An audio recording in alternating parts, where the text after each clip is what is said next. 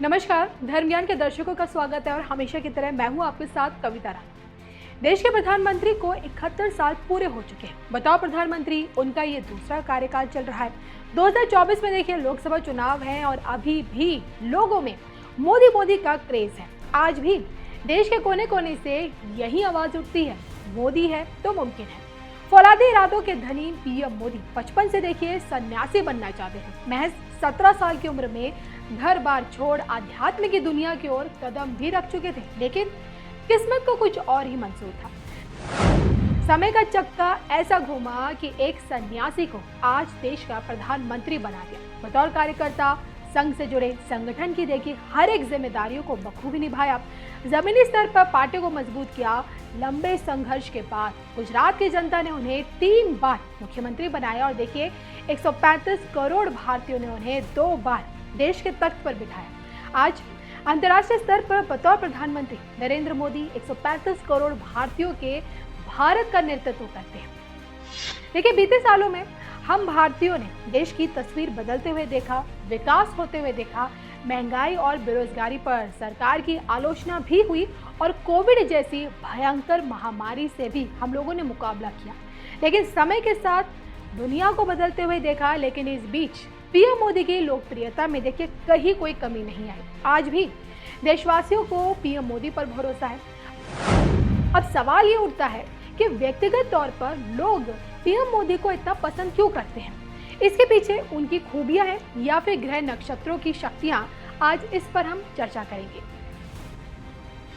कहते हैं जब पहली बार गुजरात का मुख्यमंत्री बनने के बाद मोदी जी अपनी मां से मिलने गए और उन्होंने जैसे ही अपनी मां के चरण स्पर्श किए तो मां हीराबेन ने उन्हें एक बात कही कि बेटा कुछ भी करना, बस पैसे मत खाना। और देखिए आज मोदी विरोधी भी इस बात से इनकार नहीं कर सकते कि पीएम मोदी न खुद खाते हैं और न ही किसी को खाने देते हैं। तो मोदी सरकार के अब तक के कार्यकाल में भी कोई घोटाला सामने नहीं आया।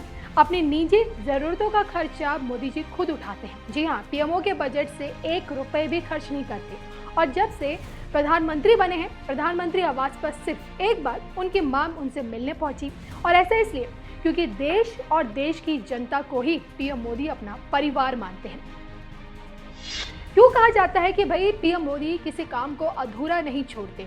क्यों ये कहा जाता है कि पीएम मोदी घंटों काम करते हैं? क्यों कहा जाता है कि विरोधियों के हर दांव पर पीएम मोदी भारी पड़ते हैं? तो देखिए इन सभी सवालों का जवाब छिपा है पीएम मोदी की कुंडली में और ग्रह नक्षत्रों की शक्तियों में। देश के ज्योतिषाचार्यों का मानना है जिस प्रकार लंकापति रावण की कुंडली न कभी किसी की हुई और न ही कभी किसी की होगी, ठीक उसी प्रकार पीएम मोदी की कुंडली करोड़ों में एक है।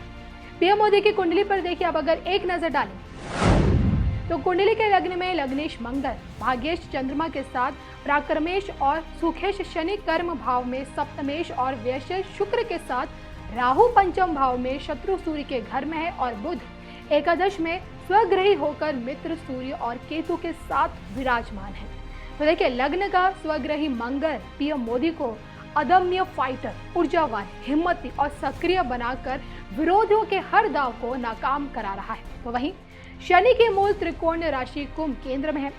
शनि जो दूसरों को तनाव देने वाले ग्रह के रूप में कुख्यात है, लेकिन मोदी जी की कुंडली में एक महत्वपूर्ण ग्रह के रूप में स्थापित है।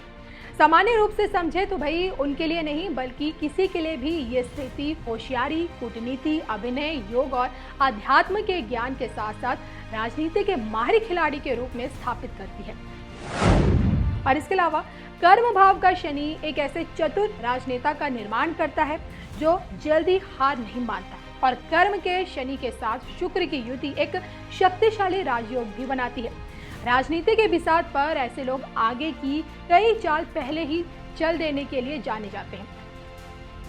तो देखिए इस 17 सितंबर को पीएम मोदी का जन्मदिन था और जिसे देखते हुए देश के ज्योतिषाचार्यों ने यह बताया कि नरेंद्र मोदी पर 22 जनवरी 2021 से मंगल की महादशा चल रही है।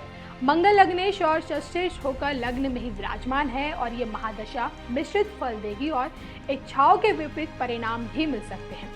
अति उत्साह से नकारात्मक परिणाम प्राप्त हो सकते हैं, जिद से क्षति हो सकती है। लेकिन 19 जून 2021 से मंगल की महादशा में राहु की अंतर्दशा आरंभ हो गई है और जो कि 7 जुलाई 2022 तक चलेगी। तो 1 बरस 16 दिन का ये कालखंड सतर्क रहने का समय है। पीएम मोदी ही नहीं बल्कि जिस किसी की कुंडली में देखिए मंगल की महादशा में राहु की अंतर्दशा चल रही हो, उसके लिए 1 बरस 16 दिन का ये काल छोटे छोटे आकस्मिक तनाव देगा। अग्नि कीट शत्रुओं से भय का भी योग है। कार्यों में विचित्र तरह के विघ्न दरपेश आते हैं।